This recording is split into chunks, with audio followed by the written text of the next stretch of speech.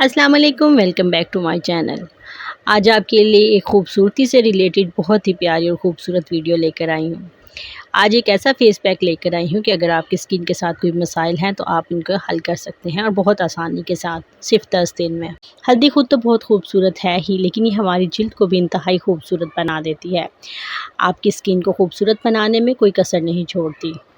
आप आज हल्दी का आसान हल देखकर इसको आजमाने पर मजबूर हो जाएंगे, ये मेरा दावा है। तो देर किस बात की, आइए हल्दी से अपनी स्किन को खूबसूरत बनाएं। सबसे पहले हल्दी फेस पैक बनाने के लिए आपको चाहिए 2 चम्मच दही। आप 2 चम्मच दही लें और इसमें 1 चुटकी हल्दी डाल दें। इसको अच्छी तरह से मिक्स कर लें। मिक्स करने के बाद आप इस फेस पैक को अपने फेस पर अप्लाई कर सकते हैं। अप्लाई करने के बाद आप इसको 10 मिनट के लिए ऐसे ही लगा रहने दें। आप इस पैक को अपनी आँखों के नीचे भी यानी हलकों पर भी लगा सकते हैं। ये फेस पैक दाग धब्बों को ख़त्म कर देगा और इसके बहुत से फ़वाइद हैं।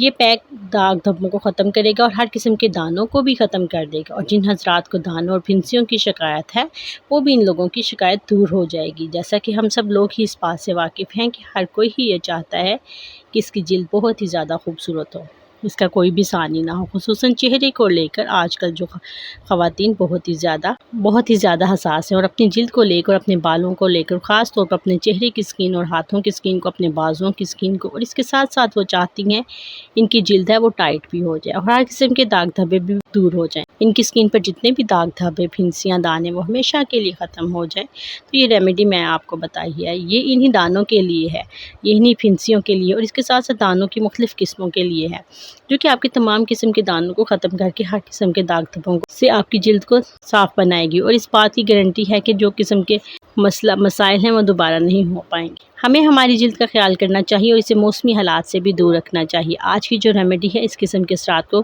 गायब करने के लिए बहुत ही ज़्यादा मुफीद है।